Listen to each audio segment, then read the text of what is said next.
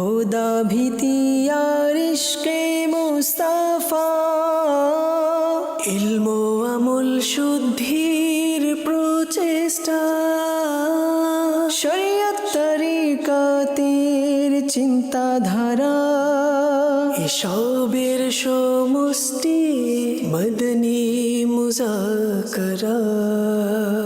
আলহামদুলিল্লাহি রাব্বিল আলামিন ওয়াসসালাতু ওয়াসসালামু আলা খাতামিন নাবিয়্যিন, আম্মা বা'দ, ফাআউযু বিল্লাহি মিনাশ শাইতানির রাজীম, বিসমিল্লাহির রহমানির রহিম। আসসালাতু ওয়াসসালামু আলাইকা ইয়া রাসূলাল্লাহ ওয়া আলা আলিকা ওয়া আসহাবিকা ইয়া হাবিবাল্লাহ। আসসালাতু ওয়াসসালামু আলাইকা ইয়া নবিয়্যাল্লাহ ওয়া আলা আলিকা ওয়া আসহাবিকা ইয়া নূরাল্লাহ। মাকতাবাতুল মদিনার পুস্তিকা দুরুদ ও সালামের পুষ্পধারা পৃষ্ঠা নম্বর 3 থেকে প্রিয় নবী সাল্লাল্লাহু আলাইহি ওয়াসাল্লামের বাণী নম্বর 9, যে আমার প্রতি দিনে 50 বার দুরূদ শরীফ পাঠ করবে, কিয়ামতের দিন আমি তার সাথে মুসাফা করব, অর্থাৎ করমর্দন করব। সাল্লু আলাল হাবিব সাল্লাল্লাহু আলা মুহাম্মদ।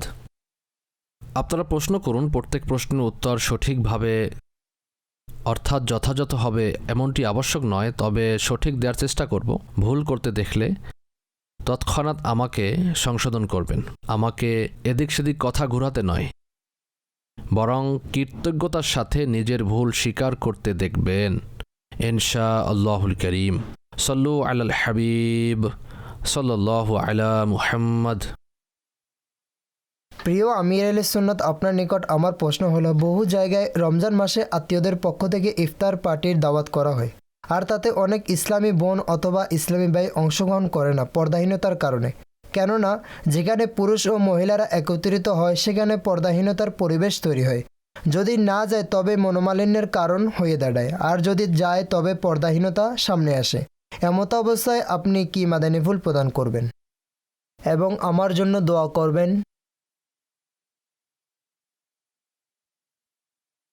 আল্লাহ পাক সহজতর কোনো ব্যবস্থা করুন। প্রকৃতপক্ষে যদি কেউ জানে যে পর্দাহীনতা রয়েছে এবং গুনাহ থেকে বাঁচতে পারবে না, তবে এমন জায়গায় না যাওয়া উচিত। এখন রইল মনোমালিন্যের বিষয়। এক্ষেত্রে এটাই হতে পারে যে কোনো বোধসম্পন্ন ব্যক্তি যে জ্ঞান রাখে ইসলাম সম্পর্কে, সে তাদের বুঝাবে, নেকির দাওয়াত দিবে যে এই ইফতার পার্টি যেহেতু আপনি সওয়াবের নিয়তে করছেন, সেহেতু গুনাহ না করা উচিত। পুরুষরা এক রুমে থাকবে আর মহিলারা অন্য রুমে থাকবে, এমনটা হওয়া উচিত। আমরা আসি বা না আসি, আপনি গুনাহ থেকে বাঁচুন। এভাবে পরিস্থিতি অনুযায়ী মাদানী ফুল প্রদান করা যেতে পারে।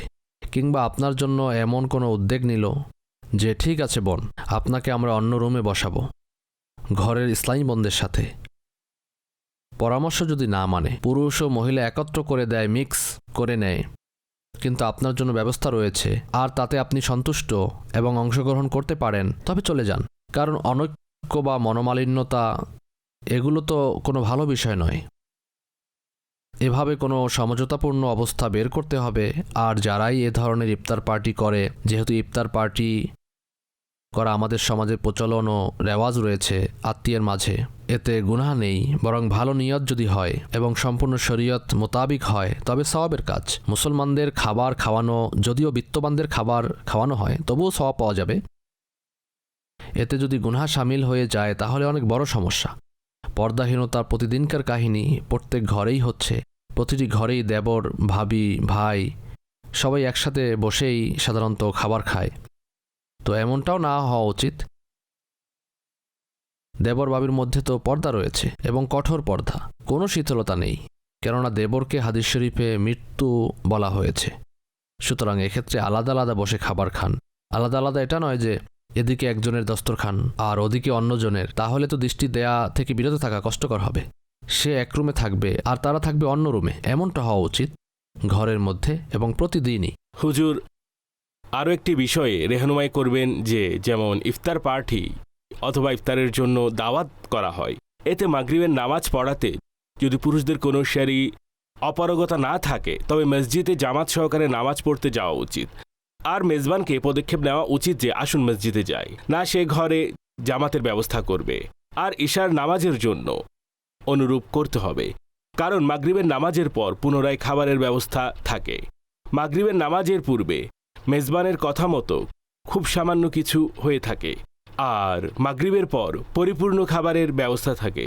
সুতরাং এই 2 ওয়াক্তের নামাজের ব্যবস্থা যদি মেজবানের পক্ষ থেকে হয় তবে হতে পারে যে এর দ্বারা মসজিদও আবাদ হবে, সওয়াবও পাওয়া যাবে। অবশ্যই বলা বাহুল্য নামাজ হলো ফরজ।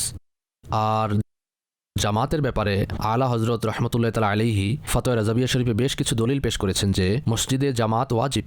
যদি এমন কোনো অপারগতা থাকে যার ফলে সে মসজিদে নামাজ পড়তে পারছে না, তাহলে ঘরে নামাজ পড়ে নিবে, তখন তো ঠিক আছে। এক্ষেত্রেও বলা যায় না যে ঘরে নামাজ পড়ে কি পড়ে না, নাকি খাবার দাবারই ব্যস্ত থাকে, টাইম খুবই কম থাকে। মাগরিবের পর ইশার আজান খুবই দ্রুত হয়ে যায়, তারাবি নামাজ এসব কার্যক্রম আরম্ভ হয়ে যায়। এজন্য সবাই এটা করতে পারে না যে পানি ও 2-1টি খেজুর খেয়ে তৎক্ষণাৎ মসজিদে গিয়ে নামাজ পড়ে নিলেন, অথবা নিকটস্থ মসজিদে নিমন্ত্রিত যারা আছেন তারা উপস্থিত থাকবেন আর সেখানেই ইফতার করবেন। আমার মনে হচ্ছে না যে কেউ আমার কথা শুনবে। আচ্ছা, ঘরেই করুন। তো ঘরে যদি মেহমান আসে তবে মেহমানদেরও তো নিজস্ব কিছু চিন্তা ভাবনা আছে ধর্মীয় জ্ঞান রাখার কারণে।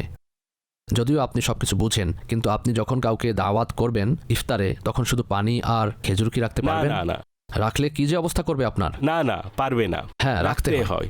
যখন আপনি অনুষ্ঠান বলবেন, পার্টি বলবেন, তখন তা জি, পার্টি। এখন 10 ধরনের আইটেম রাখবেন, তো কিভাবে মাগরিবের নামাজে মানুষ দ্রুত আসবে?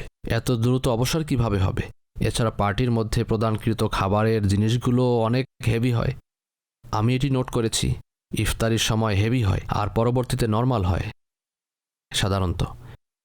এখন ভারী জিনিস খেয়ে মাগরিব শেষে আবার এসে খাবারের জন্য, এর মধ্যে তো ক্ষুধাই মিটে যায়। তবে তারপরও খাবার খেতে হয়, নফস ছাড়ে না, এতে খাবারের অপচয়ও হয়। তারপরও মেজবান বলে খাও খাও, না দিলে খাবার প্লেটে ঢেলে দেয়, এ ধরনের কাজ করে। বেশ কিছু প্রশ্ন কিন্তু থেকেই যায়। কাজেই তৎক্ষণাৎ পানি ও খেজুরের মাধ্যমে ইফতার করে মসজিদে চলে আসুন আর প্রদানকৃত সেই 10টি আইটেম দস্তরখানায় আপনার জন্য করুন। ফিরে এসে এগুলো খাবেন, এরপর খাবার খাবেন। নিজের শরীর ও স্বাস্থ্যের প্রতি লক্ষ্য রেখে এগুলো করবেন। ইনশাআল্লাহ এর মাধ্যমে নামাজও হবে, আপনার খাবারও হয়ে যাবে। সর্বোপরি পর্দাহীনতা কোনোভাবেই না হওয়া উচিত। আর যেখানে পর্দাহীনতা হবে, শরীর বিরোধী কাজ হবে, গান বাজনা হবে, সেখানে দাওয়াত দিলেও যাওয়া যাবে না। সল্লু আলাল হাবিব সাল্লাল্লাহু আলা মুহাম্মদ। আমির আলাহ সুন্নতের নিকট আমার প্রশ্ন হলো, যদি কারো সুগারজনিত সমস্যা থাকে আর রোজা অবস্থায় তার সুগার কমে যায়, এমতো অবস্থায় কি তার জন্য রোজা ভঙ্গ করা জায়েজ হবে? কারণ সুগার কমে যাওয়া অবস্থায় ওই ব্যক্তির জন্য মিষ্টি জাতীয় কিছু খাবার আবশ্যক হয়ে পড়ে।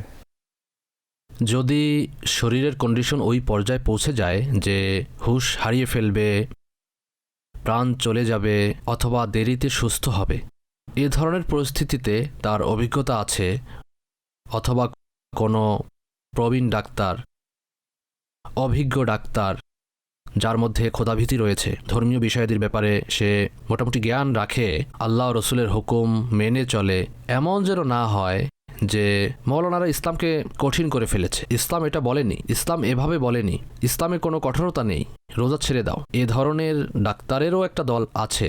এদের পরামর্শ তো দূরের কথা, এদের পানীয় পান না করা উচিত যেন আবার অন্য কিছু না হয়ে যায়, আর না এদের দ্বারা চিকিৎসা করানো ঠিক হবে। এছাড়া দেশে ভালো ডাক্তারেরও একটা সংখ্যা রয়েছে, এ ধরনের ডাক্তারও পাওয়া যায় মাশাআল্লাহ, যারা সম্পূর্ণ রোজা রাখেন, নামাজ পড়েন এবং আল্লাহ রসুলের হুকুমকে প্রাধান্য দেন। তাদের অনেকের সাথে আমার সাক্ষাৎও হয়েছে। তো এ ধরনের অভিজ্ঞ অথবা ইসলামী বিষয়ে জ্ঞান রাখে এরকম ডাক্তার যদি বলে, সেক্ষেত্রে আপনি রোজা ভঙ্গ করতে পারবেন, তবে পরবর্তীতে কাজা করতে হবে। সল্লু আলাল হাবিব সাল্লাল্লাহু আলা মুহাম্মদ। যদি কান্না করার কারণে মুখে অশ্রু চলে যায় তাহলে কি এর দ্বারা রোজা ভেঙে যাবে? অশ্রু মুখে যাওয়ার ক্ষেত্রে এমনটা, যদি 1-2 ফোঁটা হয় আর তা চলে যায় তাহলে রোজায় কোনো সমস্যা হবে না। আর যদি মুখে এতটুকু অশ্রু থাকে যাতে মুখে লবণাক্ত অনুভব হয় এবং হলকের নিচেও চলে যায়, হলকে অনুভব হলো চলে গিয়েছে, হলকে চলে গেলে তখন রোজা ভেঙে যাবে। শর্ত হলো রোজা স্মরণ থাকতে হবে।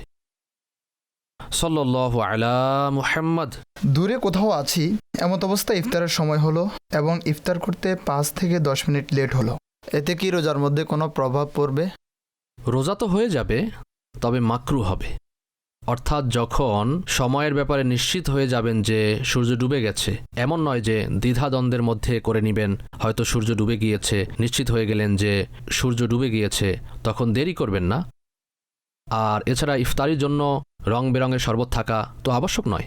এমন যে কোনো বস্তু আছে আপনার নিকট যা খাবার হিসেবে খাওয়া যেতে পারে, সেটা হোক কোনো শস্য বা আনারের দানা, তা গিলে ফেললেই ইফতারি হয়ে যাবে। সল্লু আলাল হাবিব সাল্লাল্লাহু আলা মুহাম্মদ।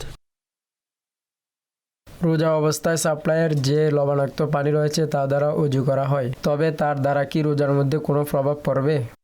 লবণাক্ত পানি, বৃষ্টির পানি বা সমুদ্রের পানি দ্বারা অজু করতে পারবেন, সমস্যা হবে না। সল্লু আলাল হাবিব সাল্লাল্লাহু আলা মুহাম্মদ। আমির আহলে সুন্নাতের নিকট আমার প্রশ্ন হলো, ইফতারের পূর্বে দোয়া কবুল হওয়ার যে সুসংবাদ রয়েছে, যেমন ইফতারের পূর্বে যে দোয়া করা হয় তা কবুল হয়, সুতরাং ইফতারের পর যে আমরা দোয়া করি, যেমন খেজুর অথবা পানি পান করার পর আমরা দোয়া করি, সুতরাং এটা কি সেই দোয়ার অন্তর্ভুক্ত হবে? এছাড়া আমরা ইফতারের পূর্বে সমাজের প্রচলন হিসাবে সম্মিলিতভাবে একত্রিত হয়ে যে দোয়া করি, তাতে কোনো নিষেধাজ্ঞা তো নেই? এই ব্যাপারে আমাদের দিক নির্দেশনা প্রদান করুন। ইফতারের পূর্বে দোয়া করার মধ্যে কোনো নিষেধাজ্ঞা নেই। মাদানী চ্যানেলে পুরো রমজানে ইফতারের পূর্বে দোয়া করা হয়, তবে কবুলিয়াত সম্পর্কে যা বর্ণনা করা হয়েছে হাদিস শরীফে, আমি এর মর্মার্থ বর্ণনা করেছি যে ইফতার করার পর দোয়া করবে, যেমন খেজুর খেয়ে নিলেন অথবা পানি পান করে নিলেন, এরপর দোয়া করুন, এটাই কবুলিয়াতের সময়। সল্লু আলাল হাবিব সাল্লাল্লাহু আলা মুহাম্মদ। প্রিয় আমির আহলে সুন্নাতের নিকট প্রশ্ন হলো, যদি কোনো রোগীর ফুসফুসের সমস্যা থাকে আর এই কারণে বারবার তাকে অক্সিজেন নিতে হয়, তবে রোজা অবস্থায় সে কি প্রত্যেক 2 ঘন্টা 3 ঘন্টা পর পর অক্সিজেন নিতে পারবে? এই ব্যাপারে কোনো রেহানুমাই প্রদান করবেন? জি জি, কৃত্রিম অক্সিজেনের কথা বলেছেন, আর আমরা শ্বাসে যে অক্সিজেন নেই তা অন্য বিষয়। এর দ্বারা রোজা ভেঙে যাবে, কাজা করতে হবে। সল্লু আলাল হাবিব সাল্লাল্লাহু আলা মুহাম্মদ। সিজদায়ে তেলাওয়াতের মূল বিধান কি? এর শর্ত যদি পাওয়া যায় তবে ওয়াজিব। সিজদায়ে তেলাওয়াতের জন্য কি ওযু করা আবশ্যক? জি হ্যাঁ, সিজদায়ে তেলাওয়াত কি বসে করা যাবে? করতে পারবে, তবে এই সিজদার ক্ষেত্রে সর্বোত্তম পন্থা হলো নামাজের বাহিরে যখন সিজদায়ে তেলাওয়াত ওয়াজিব হবে তখন দাঁড়ানো থেকে আল্লাহু আকবার বলে সিজদায় চলে যাবে, 3 বার সুবহান রাব্বিয়াল আলা বলে অতঃপর দাঁড়িয়ে যাবে, আল্লাহু আকবার বলে না সালাম ফিরাতে হয়, এতে আর না তাকবীরে তাহরিমা বলে হাত বাঁধতে হয়, আল্লাহু আকবার বলে সোজা সিজদায় চলে যেতে হবে। যদি কেউ একসাথে একাধিক সিজদা করতে চায় তাহলে কিভাবে করবে? যেমনটা আমি এই মুহূর্তে বললাম, অর্থাৎ পবিত্রতা অর্জন করে দাঁড়াবে অথবা আল্লাহু আকবার বলে সিজদায় যাবে, 3 বার সুবহান রাব্বিয়াল আলা অথবা আল্লাহু আকবার বলে দাঁড়িয়ে যাবে, পুনরায় আল্লাহু আকবার বলে সিজদায় যাবে, সুবহান রাব্বিয়াল আলা 3 বার পরে আল্লাহু আকবার বলে আবার দাঁড়িয়ে যাবে। তো একাধিক সিজদা থাকলে প্রত্যেক সিজদা দাঁড়িয়ে শুরু করবে। পূর্বের সিজদায়ে তেলাওয়াত আদায় করেনি, এর জন্য কি গুনাহগার হবে? জি হ্যাঁ, জিম্মায় থেকে গেলে 100 বছর পরও যদি স্মরণে আসে তবু আদায় করতে হবে। ওয়াজিব তো আর ক্ষমা হবে না দীর্ঘদিন পার হওয়ার কারণে। অকারণে দেরি না করা উচিত, যেমন কেউ সিজদার আয়াত পড়ল, এখন কোনো বাধাও নেই, অজু আছে, তবে সেই জন্য সিজদায়ে তেলাওয়াত দ্রুত করে নেয়, এতে অকারণে দেরি করা মাকরুহে তানজিহি অর্থাৎ অপছন্দনীয়। কেউ যদি অকারণে কিছু সিজদায়ে তেলাওয়াত ছেড়ে দেয় এবং পরবর্তীতে স্মরণও নেই যে কতগুলো ছেড়েছে, এখন সে কিভাবে আদায় করবে? ধীরভাবে অনুমান করুন, ভাবুন, চিন্তা করুন যে কত সংখ্যক হতে পারে। সুতরাং যখন মস্তিষ্ক বলবে যে এত সংখ্যক, তত সংখ্যক করে নেবেন। সতর্কতাবশত যদি অধিক করে নেন তবেও কোনো ক্ষতি নেই। সিজদায়ে আয়াতের যদি শুধু অনুবাদও পড়ে তবে কি সিজদায়ে তেলাওয়াত ওয়াজিব হয়ে যাবে? ওয়াজিব হয়ে যাবে। কুরআনে পাকের মধ্যে সেজদায়ে তেলাওয়াত বিশিষ্ট আয়াত কতগুলো? 14টি। আচ্ছা, এক্ষেত্রে স্মরণ রাখবেন যে ইমামে আজম আবু হানিফা রহমতুল্লাহ আলাই এর মাজহাব অনুযায়ী মাদানী চ্যানেলে উত্তর প্রদান করা হয়। শাফিরাও হয়তো শুনেন, কাজে ইমাম শাফিঈ রহমতুল্লাহ আলাই এর মাজহাব অনুযায়ী 15টি সিজদা। ইমাম সাহেবের সাথে সেজদায়ে তেলাওয়াত শুনলে কি সকলেরই সেজদা করতে হবে? জি হ্যাঁ। তেলাওয়াতরত অবস্থায় কি সিজদার আয়াত ছাড়া যাবে এই নিয়তে যে যদি পড়ি তাহলে সেজদা করতে হবে?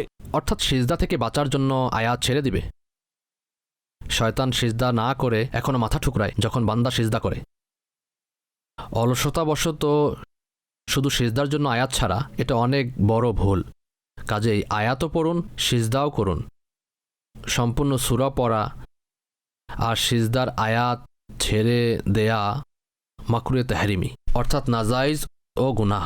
পক্ষান্তরে শুধু সিজদার আয়াত পাঠ করাতে কোনো গুনাহ নেই, তবে উত্তম হচ্ছে পূর্বের অথবা পরের 1-2 আয়াত মিলিয়ে নেয়া। তারাবির মধ্যে ইমাম সাহেব এলান করতে ভুলে গেলে এতে কি তার কোনো গুনাহ হবে? না না, কোনো গুনাহ হবে না ইমাম সাহেবের, তবে জনসাধারণ তাকে ছাড়বে না। হ্যাঁ, কথার মাধ্যমে শাস্তি দিবে। আর যাই হোক, দোষ ইমামের। ইমাম সাহেব চলে যাবে সোজা সিজদায় আর জনসাধারণ রুকুতে। ইমাম সাহেব সিজদার মাধ্যমে ওয়াজিব তো আদায় করে নিয়েছে, তবে আসল সমস্যা হলো তারাবির ক্ষেত্রে। তেলাওয়াতে সিজদার ব্যাপারে প্রত্যেকের জেনে রাখা উচিত যে কোথায় কোথায় সিজদা ওয়াজিব হয়, কারণ এটি ওয়াজিব জ্ঞানসমূহের একটি। তবে এ বিষয়ে এখন জ্ঞানই পাওয়া খুবই কষ্টকর। যদি কখনো কোনো ইমাম সাহেব এমনটা করে নেন, তখন ইমাম সাহেব নিজেই ভয়ে থাকবেন যে এখন কি হবে। তারপরও কিছু বলার পূর্বে ভাববেন যে তিনি আপনার ইমাম, চাকর নন। আচ্ছা, যদি চাকরও হয় তার উপর এভাবে চড়াও হওয়া যাবে না। আর এটি এমন একটা ভুল যা সাধারণত জেনে বুঝে কেউ করতে পারে না, কারণ সে নিজেই ভয় পাবে যে এত গোলমাল তৈরি হবে। এখন 99 জনই আওয়াজ করছে, তো সবাই যেহেতু বলছে আমিও বলে দেই না। কমপক্ষে সেঞ্চুরি তো না করুন, আপনি চুপ থাকুন। ইসলামী বোনেরা যদি বিশেষ দিনগুলোতে সেজদায় আয়াত শুনে বা পড়ে, তাহলে কি তাদের উপর ওই মুহূর্তে সেজদা ওয়াজিব হয়ে যাবে? সিজদা এমতো অবস্থায় ওয়াজিব হয় না যদি বিশেষ দিনগুলোতে মহিলা কোথাও সিজদার আয়াত পড়তে শুনে, তবে তার উপর সিজদা ওয়াজিব হবে না। আর তার জন্য এমনিতেই কোরআন তেলাওয়াত করা হারাম। বিশেষ দিনগুলোতে পড়লো তখনও ওয়াজিব হবে না, শুনলো তখনও ওয়াজিব হবে না। সল্লু আলাল হাবিব সাল্লাল্লাহু আলা মুহাম্মদ। প্রশ্ন হলো, জাকাত শুধু রমজান মাসেই দিতে হবে নাকি আমরা অন্য কোনো মাসেও দিতে পারবো? উদাহরণস্বরূপ, আমার জাকাত এলো 1,20,000, সুতরাং আমি প্রত্যেক মাসে 10,000 করে জাকাত দিব। এভাবে কি আমি জাকাত দিতে পারবো? জাকাতের জন্য রমজান মাস আবশ্যক নয়। জনসাধারণের মধ্যে রমজান সম্পর্কে এটি প্রচলন রয়েছে যে জাকাত রমজান মাসেই প্রদান করতে হয়। যখন জাকাত ফরজ হয়ে যায় তখন দেরি করা গুনাহ। উদাহরণস্বরূপ, কারো নিকট নিসাব পরিমাণ সম্পদ পাওয়া গেল সকল শর্তের সাথে, এবং এই সম্পদ পাওয়া গেল মুহাররামুল হারাম শরীফের 4 তারিখে, সুতরাং 4 তারিখ থেকে বছর শুরু হবে তার সম্পদের উপর। 4 তারিখের ক্ষেত্রেও ধরুন দুপুর 4:04 সে মালিকের নিসাব হলো। মুহাররমের 4 তারিখে দুপুর 4:04 সে মালিকের নিসাব হলো। সুতরাং পরবর্তী বছরের মুহাররম শরীফ মাসের 4 তারিখে 4:04 যখনই পূর্ণ হবে তার উপর জাকাত ফরজ হয়ে যাবে সকল শর্ত সাপেক্ষে। এখন তার উপর জাকাত ফরজ হলো। এমতো অবস্থায় রমজানের জন্য অপেক্ষা করলে গুনাহগার হবে, কারণ অকারণে দেরি করা গুনাহের কাজ। ফরজ হওয়ার পর অ্যাডভান্সও দিতে পারেন, যেমনটা আপনি বললেন প্রত্যেক মাসে 10,000 টাকা করে দিব, এটা ঠিক আছে। তবে কথা হলো যখন বছর পূর্ণ হবে তখন ফরজ হবে, যেমন এখন ফরজ হলো। সুতরাং এখন যত টাকা বাকি আছে 20-30 হাজার যাই আছে তা দিয়ে দিন তৎক্ষণাৎ, এখন আর দেরি করবেন না। এটা করতে পারেন। যেমন 4ই মুহাররমের যে উদাহরণ দিলাম আমি আপনাকে, যাতে জাকাত ফরজ হচ্ছে, এর পূর্বে যেহেতু রমজান মাস আসবে সেহেতু তখন আপনি আপনার জাকাত দিয়ে দিন, অগ্রিম জাকাত। রমজান শরীফের বারাকাত যেহেতু আপনি নিতে চাচ্ছেন তো অগ্রিম দিয়ে দিন। এছাড়া সম্পদে জাকাতের শর্ত অনুযায়ী 4ই মুহররম পর্যন্ত যা কিছু যুক্ত হতে থাকবে এবং যতটুকু সম্পদ জাকাত হিসেবে ফরজ হবে সেটাও আদায় করতে হবে, দিতে হবে। এমন নয় যে রমজানেই আপনার বছর পূর্ণ হয়ে গেছে, রমজানে আপনার বছর পূর্ণ হয়নি। সাল্লু আলাল হাবিব সাল্লাল্লাহু আলা মুহাম্মদ। জাবেদ রেজা ভাই আমাদের প্রশ্ন করেছেন যে রোজা অবস্থায় মুখে মশা চলে যায় তাহলে কি রোজা ভেঙে যাবে? মশা মুখের ভিতর হলক পর্যন্ত চলে গেলেও রোজা ভঙ্গ হয় না। মাছিও যদি হলকে চলে যায় তবুও রোজা ভাঙবে না। রোজায় ক্লান্ত লাগলে কি শাওয়ার নেওয়া যাবে, অর্থাৎ গোসল করা যাবে? করা যাবে, ক্লান্ত না লাগলেও করা যাবে। জুমুয়ার গোসল তো এমনিতেই সুন্নত মুস্তাহাব। সল্লু আলাল হাবিব সাল্লাল্লাহু আলা মুহাম্মদ। রোজা অবস্থায় রাগ সংবরণ করার ফজিলত কি? রোজা অবস্থায় রাগ সংবরণ করলে রোজায় সমস্যা হবে না, এমনকি ইনশাআল্লাহ অধিক সওয়াব পাওয়া যায়। এই নীতি অনুযায়ী যে রমজানে নেকির সওয়াব বাড়িয়ে দেয়া হয়, আর রাগ সংবরণ করাও একটি সওয়াবের কাজ, নেকির কাজ, কাজেই ইনশাআল্লাহ এতে সওয়াব অধিক পাওয়া যাবে। অনেকে বলে রমজানে রোজা অবস্থায় রাগ অনেক বেশি আসে, তবে আমার বুঝে আসে না, প্রসিদ্ধ হয়ে গেছে। রাগ আসাটাও স্বাভাবিক, ক্ষুধা ও তৃষ্ণার কারণে খিটখিটে হয়তো হয়ে যায়, বিশেষত বিকেল বেলায়, তাই না? এ ব্যাপারে আমার কোনো অভিজ্ঞতা নেই, এজন্য আমার কাছে অদ্ভুত ও আশ্চর্যজনক মনে হয় যে না জানি মানুষ এটা কী জন্য বলে, নাকি নিজের ব্যাপারে লোকদের ভয় দেখানোর জন্য যে রোজা অবস্থায় অনেক রাগ আসে, কাজেই বিরক্ত করো না, আমি রোজা রেখেছি। আমার তো মাথা মনে হয় ঘোরাচ্ছে। হয়তোবা রোজা অবস্থায় ধৈর্যের মাত্রা আরো বেড়ে যায়। এমনটাই হওয়া উচিত ছিল, ধৈর্যের মাস এটি। ধৈর্যের মাস এবং মানুষ রোজা রেখেই ধৈর্যতে ধরছে। তবে রাগের বিষয়টা অনেক প্রসিদ্ধ, রাগ নাকি অনেক বেশি আসে।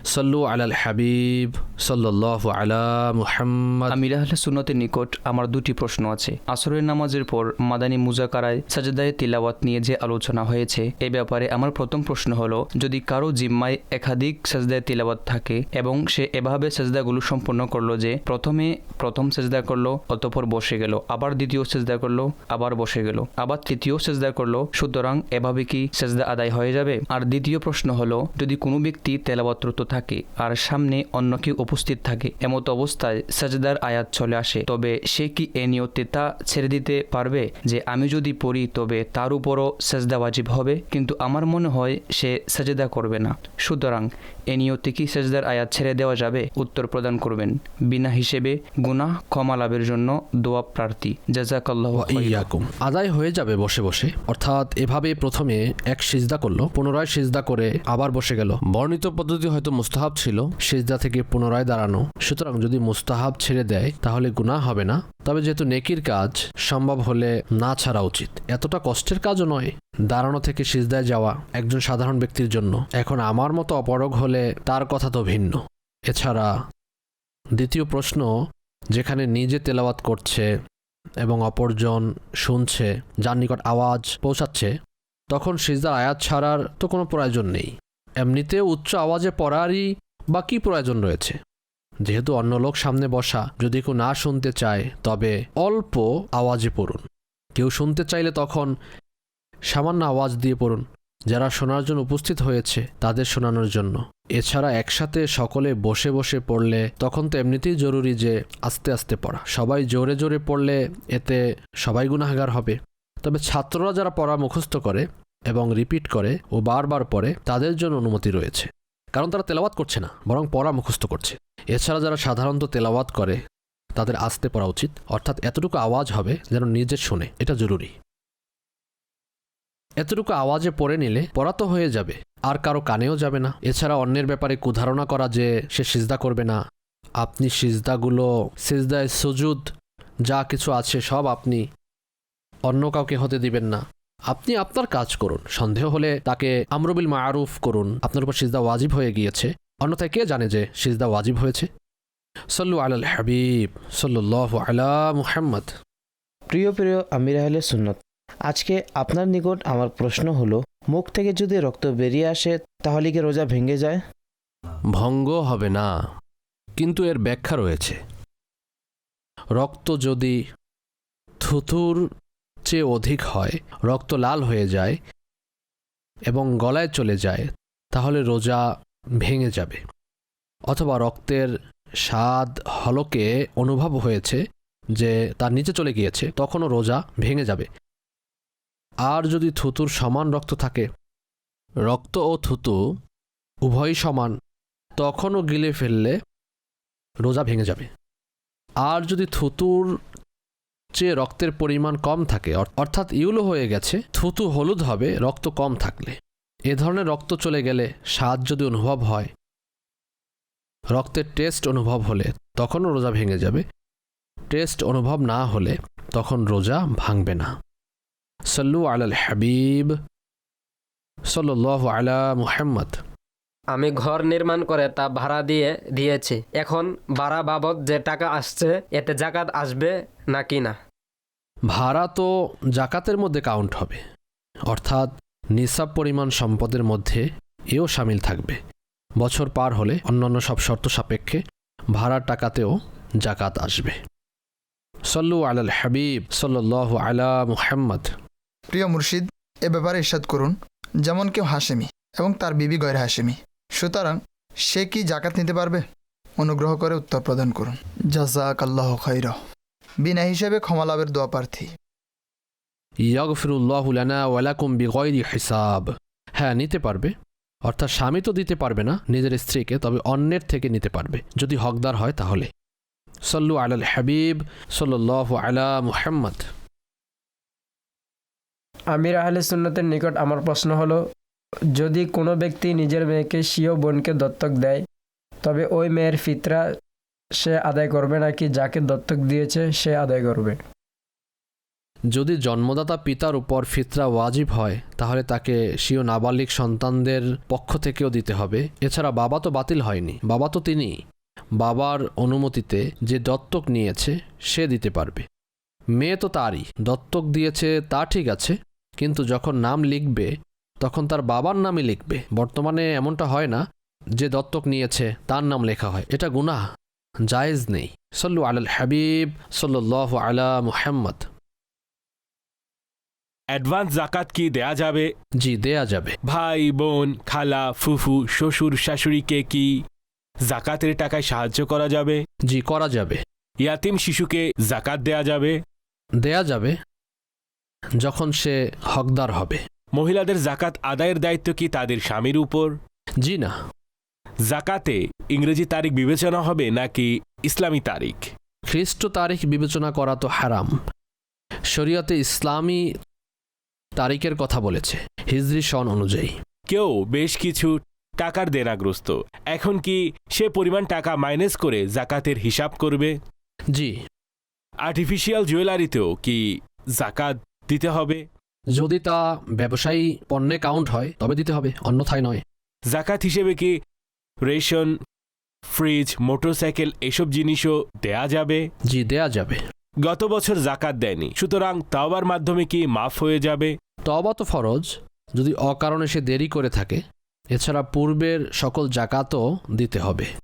ভাড়ায় চলিত বাস, ট্রাকের উপর কি জাকাত আসবে? এগুলোর ভাড়া বাবদ যে টাকা পয়সা আসে তা জাকাতের মধ্যে কাউন্ট হবে। সাল্লু আলাল হাবিব সাল্লাল্লাহু আলা মুহাম্মদ।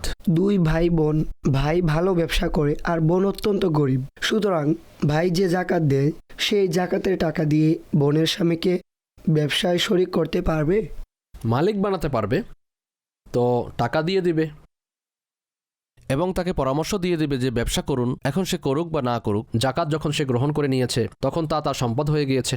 জাকাত প্রদানকারীর সাধারণত এই নিয়ত থাকে যে প্রদত্ত টাকায় সে ব্যবসা শুরু করুক যেন সে নিজের পায়ে দাঁড়াতে পারে এবং তার পরনির্ভরশীলতা না থাকে। তবে যারা অনুরূপ করে না, যদিও তারা জাকাতের মালিক হয়ে গিয়েছে, এখন সে মালিক, সে না করলে না করবে, নৈতিকতার দিক থেকে আপনি তাকে কি পরামর্শ দিবেন? যদি তাকে এজন্যই জাকাত দেয়া হয় তাহলে তার কি করা উচিত? সম্ভবত সেও হয়তো চায় না আমি নিজের পায়ে দাঁড়াবো, তো যে ব্যবসা তার উপযুক্ত মনে হবে তা করবে, তাতে ইনভেস্ট করবে। করা উচিত যেন হাত পাতা থেকে বাঁচতে পারে। হাত পাতা হলো লজ্জাজনক। জাকাতের জীবিকা ভালো বিষয় নয়। সাল্লু আলাল হাবিব সাল্লাল্লাহু আলা মুহাম্মদ। প্রিয় আমির আহলে সুন্নতের নিকট প্রশ্ন হলো, দাদির ইন্তেকালের কারণে শেষের 10 দিনের সুন্নাত এতেকাফ ছেড়ে চলে যায়, এর কারণে কি গুনাহ হবে এবং এই বছর কি এর কাজা করতে পারবো? কাজা তো ওয়াজিব, তবে একদিন কাজা করলেই হবে। আর কাজার পদ্ধতি হলো, যেমন কাল কাজা করতে চাচ্ছেন, তবে আজ সূর্য অস্ত যাওয়ার সময় ইতিকাফের নিয়তে মসজিদে থাকতে হবে, রাত মসজিদে কাটাবেন এবং দিনের বেলাও। এজন্য রোজাও আবশ্যক, সুতরাং রোজাও রাখতে হবে। আর যখন পরের দিন সূর্য অস্তমিত হবে তখন তার ইতিকাফের কাজা আদায় হয়ে যাবে। সোশ্যাল মিডিয়ার মাধ্যমে একটি প্রশ্ন এও এসেছে যে অমুসলিমের নিকট কি ক্রয় বিক্রয়ের ক্ষেত্রে মিথ্যা বলে অথবা ধোঁকা দিয়ে পণ্য বিক্রি করা যাবে? জি না, এতেও গুনাহ হবে। অমুসলিমকেও ধোঁকা দেওয়ার অনুমতি নেই। সল্লু আলাল হাবিব সাল্লাল্লাহু আলা মুহাম্মদ। রোজা অবস্থায় গোসল করার সময়, গরম পানি দিয়ে গোসল করার সময় যদি বাষ্প নাকের ভেতরে চলে যায়, যদি ধোঁয়া স্বয়ংক্রিয়ভাবে চলে যায়, তাই না, তাহলে কোনো সমস্যা নেই। এক্ষেত্রে নিজ ইচ্ছায় রোজা স্মরণ থাকা অবস্থায় যদি ধোঁয়া টান দেয়, শুধুমাত্র দোয়াও যদি টানে এভাবে, তাহলে রোজা ভেঙে যাবে। সল্লু আলাল হাবিব সাল্লাল্লাহু আলা মুহাম্মদ।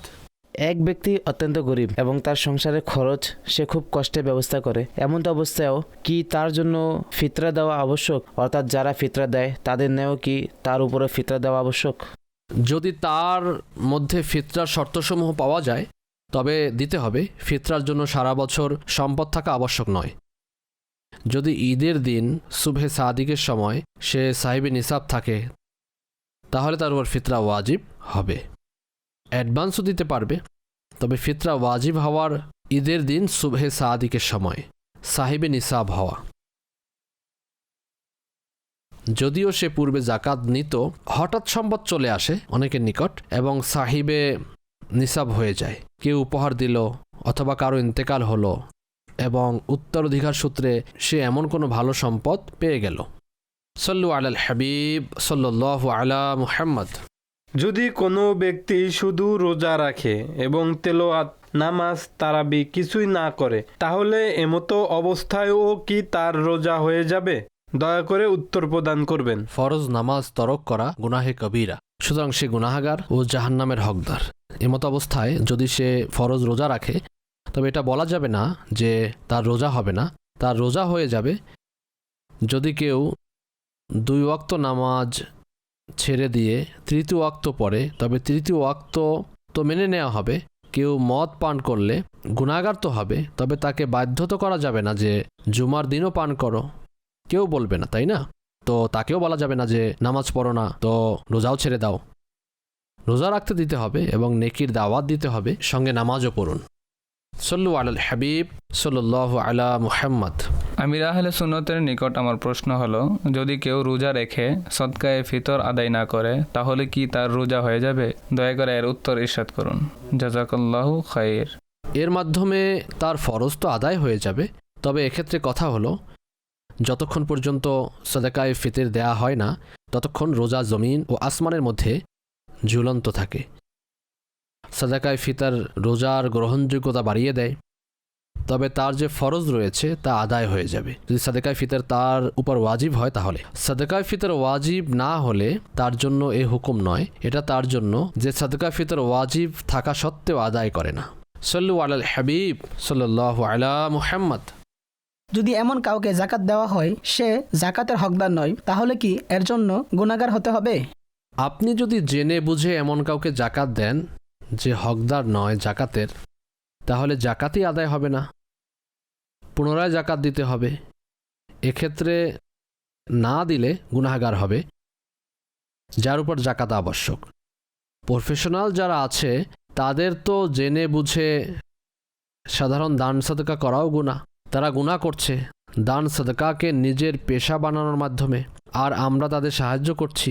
যদি সাহায্য না করতাম তবে কাজকর্মে লেগে যেত। এজন্য এদেরকে সাধারণ নফল সাদকাও না দেওয়া উচিত। যখন বুঝে নেবেন যে এ পেশাদার, অভাবে নয় বরং ভিক্ষা করছে পেশা হিসাবে, রমজানে তো অনেক বেড়ে যায়, কাজে চিন্তা ভাবনা করে তারপর দেওয়া উচিত। এই ক্ষেত্রে একটা বিষয় বুঝে আসে না যে বিত্তবান যারা আছেন তারা যখন সকালে গাড়ি নিয়ে বের হয়, প্রাইভেট কার যাদের আছে আর কি, তারা সকালে ভাঙতি টাকা সাথে নিয়ে বের হয়। তাদের এই নিয়ত থাকে যে রাস্তায় সিগন্যালে যেসব ভিখারি আমাদের সাথে দেখা হবে এগুলো তাদের মাঝে বিতরণ করব। তারা এটাকে নেকি ও সওয়াবের একটি নেক কাজের মাধ্যমে দিন শুরু করা মনে করে থাকে, অথচ তারা জানে প্রতিদিন এই ভিখারি সিগন্যালে পাওয়া যায় এবং তারা ভিক্ষা করছে। সুতরাং তাদের উচিত এদের না দিয়ে উপযুক্ত লোকদের তালাশ করে অতঃপর প্রদান করা। দরিদ্র যারা, তারা কিন্তু জন্মলগ্ন থেকেই দরিদ্র ছিল না, হঠাৎ কারো উপর তা চলে আসে, আর সেই ব্যক্তি এমন পর্যায়ে চলে আসে যে হাত পাততে বাধ্য হয়। তো না সে সিগনালে এসে অ্যাক্টিং করবে বা হাত পাতবে, আর না দয়া করানোর জন্য হৃদয়গ্রাহী যে বাক্য আছে তা বলবে। যে দেয় তারও কল্যাণ হোক, যে না দেয় তারও কল্যাণ হোক, সবার কল্যাণ হোক, বারাকাত হোক।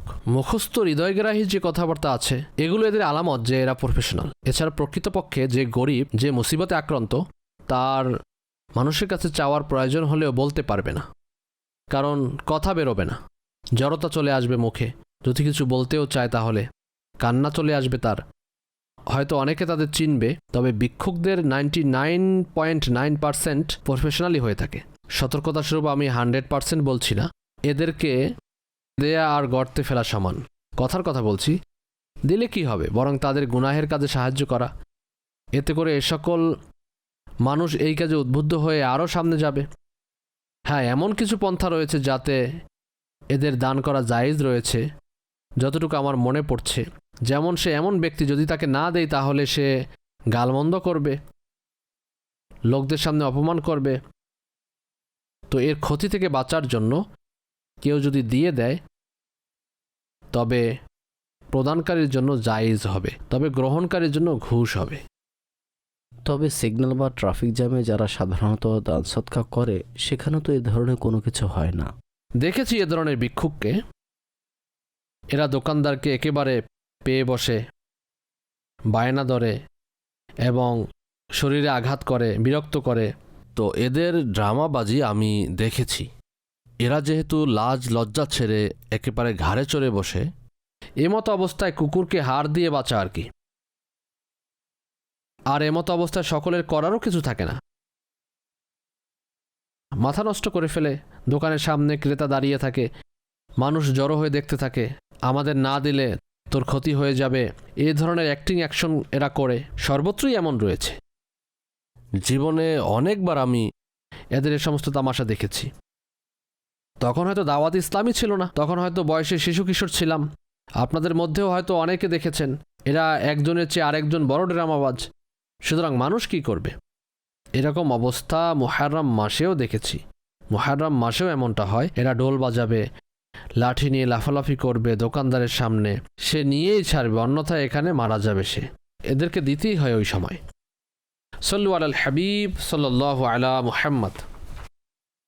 মৌলানা সাহেবের নিকট আমার প্রশ্ন হলো, মসজিদে চাঁদা দিয়ে যদি জাকাত আদায় করে আর গ্রহণকারীও বুঝতে পারে না, এমন তো অবস্থায় সেই চাঁদা কি করবে আর গ্রহণকারীর জন্য কি হুকুম রয়েছে? ने जेको मस्जिद जे चंदे में ज़कात दी वठे त उनजी ज़कात कान थींदी, पर जेको चंदो करे रहियो आहे उनखे ख़बर कान्हे त उनखे गुनाह ना मिलंदो। जेको ज़कात हिन में ॾिनी आहे उनखे खपे के या तो रक़म वापसि गिनी वठे, पोइ ज़कात जी नीयत से जेको हक़दार आहे उनखे जो मालिक ठाहे ॾे, या फिर ये है कि पल्ले से ज़कात मजीद हकदार के दी दे। অর্থাৎ কেউ যদি মসজিদে চাঁদা দিয়ে জাকাত আদায় করে তবে তার জাকাত আদায় হবে না, কেননা জাকাত হকদারকে মালিক বানানো শর্ত। এখন কথা হলো, চাঁদা গ্রহণকারী অবগতই ছিল না যে এটি জাকাত। চাঁদা গ্রহণকারী তো গুনাহগার হবে না, অবশ্য যে দিয়েছে সে পুনরায় নিতে পারবে। আমি আপনাকে দিয়ে দিয়েছি কিন্তু এটা জাকাতের টাকা। যদি তা তখনও ব্যয় না হয়ে থাকে, খরচ না হয়ে থাকে, গচ্ছিত থাকে, তো সে পুনরায় নিতে পারবে, ফেরত আনাতে পারবে, কেননা এটা জাকাতের খাত নয়। অতঃপর কোনো হকদারকে মালিক বানিয়ে দিবে। আর যদি ব্যয় হয়ে যায় অথবা চাঁদা গ্রহণকারী চলে যায়, কিংবা সে নিজের নিয়ত পরিবর্তন করে নিল যে এটা এভাবেই থাক, সেক্ষেত্রে নফল সাদাকা হয়ে যাবে। শর্ত হলো জাকাত অন্য কোনো হকদারকে আদায় করতে হবে, তখন সে জাকাতের ফরজ থেকে পরিপূর্ণ দায় মুক্ত হবে। সল্লু আলাল হাবিব সাল্লাল্লাহু আলা মুহাম্মদ। আপনার নিকট আমার প্রশ্ন হলো, যেমন কোনো ব্যক্তি রোজাদার আর সে রোজা অবস্থায় উজু করতে বসেছে। এখন তার অভ্যাস হলো উজুর মধ্যে গড়গড়া করা। সুতরাং অভ্যাস অনুযায়ী সে গড়গড়া করে ফেলে। তার স্মরণে আছে যে সে রোজাদার, তবে তাড়াতাড়ি উজু করতে গিয়ে উজুর মধ্যে সে গড়গড়া করে ফেলেছে অভ্যাসবশত। এখন কথা হলো, গড়গড়া করার সময় 2-1 ফোঁটা হলকের নিচে যাওয়াও সে অনুভব করেছে। সুতরাং তার কি রোজা ভেঙে যাবে? উত্তর প্রদান করবেন। আর যদি রোজা ভেঙে যায় তাহলে এখন সে বাকি সময় কিভাবে পার করবে, এ ব্যাপারেও রেহনুমাই প্রদান করবেন। আল্লাহ পাক আপনাকে সুদীর্ঘ নেক হায়াত দান করুন। আপনার ছায়া আমাদের উপর আরও দীর্ঘদিন কায়েম ও দায়েম রাখুন। রোজা অবস্থায় গড়গড়া করার কারণে রোজা ভঙ্গ হয় না, মাকরু বলা হয়েছে। রোজার মধ্যে গড়গড়া করাকে অবশ্য পানি নিচে যাওয়ার ক্ষেত্রে যদি কনফার্ম হয়ে যায় যে পানি চলে গিয়েছে হলকের নিচে, তাহলে রোজা ভেঙে যাবে, যদি রোজার কথা স্মরণ থাকে। আর বাকি সময়টুকু রোজাদারের ন্যায় পার করা তার জন্য ওয়াজিব, এবং ওই রোজাটি কাজা করতে হবে। কাফারা নেই, এতে কাজা করলেই হয়ে যাবে। সল্লু আলাল হাবিব সাল্লাল্লাহু আলা মুহাম্মদ। আমির আহলে সুন্নাত কোনো এক মাদানী মুজাকারে বলেছিলেন, যে কোনো ধরনের বাম্প বা স্টিম তা নাকে নেওয়ার কারণে রোজা ভেঙে যায়। প্রশ্ন হলো, যখন আমাদের ইসলামী বোনেরা খাবার পাকায় বা রান্না করে ডেকচির মধ্যে, তখন ডেকচি থেকে বাম্প বের হয়, এতে করে রোজা অবস্থায় নাকের মধ্যে বাম্প যায়। সুতরাং এক্ষেত্রে কি তাদের রোজা ভেঙে যাবে? স্বয়ংক্রিয়ভাবে যে ধোঁয়া উড়ে এবং নাকের ভিতর চলে যায় তাতে রোজা ভঙ্গ হয় না। একেবারে মুখ কাছে নিয়ে স্বেচ্ছায় ধোঁয়া গ্রহণ করলে তখন রোজা ভেঙে যাবে। সল্লু আলাল হাবিব সাল্লাল্লাহু আলা মুহাম্মদ। আপনার নিকট আমার প্রশ্ন হলো, আমার একটি ছেলে 11 বছরের, সে 2টি রোজা রেখেছে। এখন সে বলছে আমি আরও রোজা রাখবো, সুতরাং এর জন্য কি সে নেকি পাবে কি পাবে না? মা বাবার উৎসাহ প্রদানে রেখেছে এবং 2টি রেখেছে, এখন সওয়াব পাবে কি পাবে না, এ বিষয়টি এভাবে বুঝুন যে যখন সন্তানের বয়স 7 বছর হয়ে যায় তখন অভিভাবক যিনি রয়েছেন, এখানে পিতা হলেন অভিভাবক, তো 7 বছর পার করে যখনই 8 বছরে পা রাখবে, 7 বছর সম্পূর্ণরূপে পূর্ণ করেছে, এখন যখনই 8 বছরে পা রাখবে তখন মা বাবার উপর এটা আবশ্যক ও ওয়াজিব হলো এই 7 বছরের সন্তানকে যে 8 বছরে পা রেখেছে তাকে রোজার জন্য হুকুম দিবে। যদি রোজার জন্য তাগিদ না দেয়, হুকুম না দেয় তাকে, তবে সেই সন্তানের মা বাবা গুনাহগার হবে। আপনি বলেছেন 11 বছর, অথচ 10 বছর হওয়ার পর যদি না রাখে তাহলে আরও কঠোর হওয়ার হুকুম রয়েছে। তবে কথা হলো, যদি সন্তান দুর্বল হয় যে সে রোজা রাখতে পারবে না কিংবা রোজা এর ক্ষতি করবে, যেমন অসুস্থ হয়ে পড়বে, দুর্বল হয়ে যাবে, ক্লান্ত হয়ে যাবে, এভাবে মূলত যেটাকে ক্ষতি বলা যায় শারীরিক ক্ষেত্রে, অন্যথায় সম্ভবত প্রত্যেক রোজাদারই ক্লান্ত হয় বিকেলবেলায় সামান্য হলেও। এটা উদ্দেশ্য নয়। যদি 11 বছরের এমন বলিষ্ঠ সন্তান হয় যে রোজা রাখতে পারে তাহলে 2টি কেন রাখলো? তাকে সবগুলো রাখানো উচিত ছিল। আর নাবালিগ সন্তান যতদিন বরদাস্ত করতে পারে ততদিন রাখানো জরুরি। তো আপনি সম্পূর্ণরূপে চেষ্টা করুন, সেক্ষেত্রে অবশ্যই শরীয়ত মোতাবিক আমল করার কারণে আপনি সওয়াব পাবেন। সল্লু আলাল হাবিব সাল্লাল্লাহু আলা মুহাম্মদ।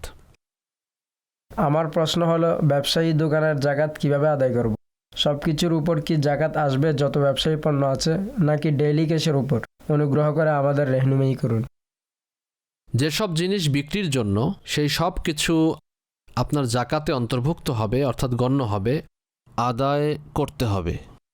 এছাড়া মাপার জন্য, ওজন করার জন্য যে স্কেল রয়েছে, এ ধরনের যে জিনিসপত্র রয়েছে তা মূলত যন্ত্রপাতি হিসেবে ক্রয় করেছেন এবং ব্যবহার করছেন, বিক্রির জন্য নয়। এগুলোর উপর জাকাত হবে না। সল্লু আলাল হাবিব সাল্লাল্লাহু আলা মুহাম্মদ। আমাদের মধ্যে অনেকে মসজিদে প্রবেশ করার সময় নাওয়াইতু সুন্নাতাল ইতিকাফ বলে নিয়ত করে।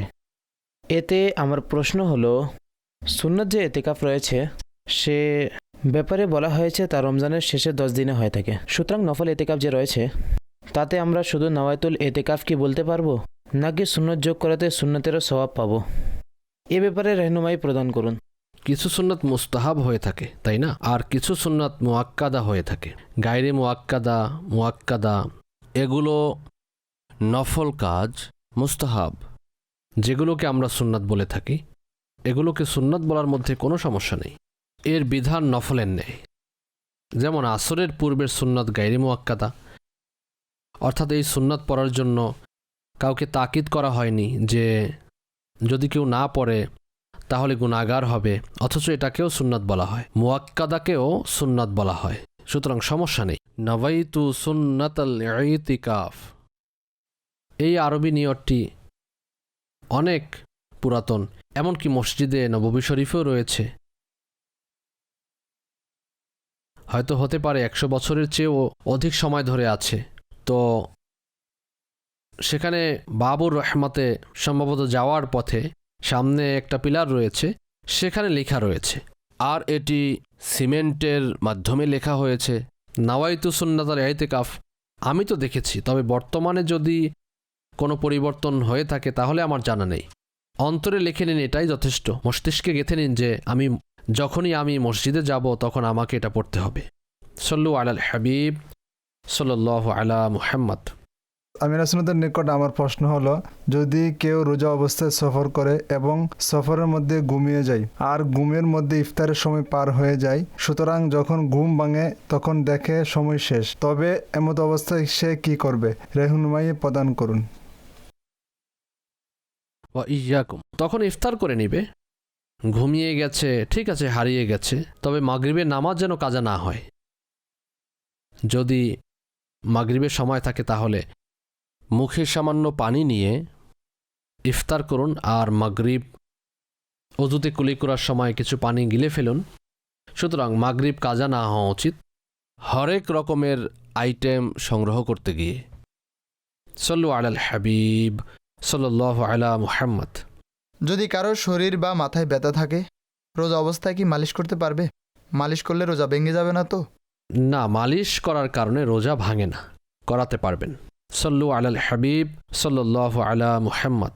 আপনার নিকট আমার প্রশ্ন হলো, আমাদের কাছে এমন কিছু গাড়ি রয়েছে যা শুধু ফ্যামিলির লোকেরাই ব্যবহার করে। এর মাধ্যমে আমরা কোনো ব্যবসা করি না। যেমন কারো কাছে কোনো গাড়ি থাকলে তার মাধ্যমে ফ্যামিলিকে নিয়ে যায় এবং নিজেও ঘোরাফেরা করে। সুতরাং এটার যদি 1 বছর বা 1 বছরের চেয়ে অধিক সময় হয়ে যায়, তাহলে কি এর উপরও জাকাত আসবে? জি না। সল্লু আলাল হাবিব সাল্লাল্লাহু আলা মুহাম্মদ। खुदा भीति यार इश्क़े मुस्ताफा, इल्मो আমল শুদ্ধির প্রচেষ্টা, শরীয়ত তরিকাতের চিন্তাধারা, এসবের সমষ্টি মদনী মুজাকরা।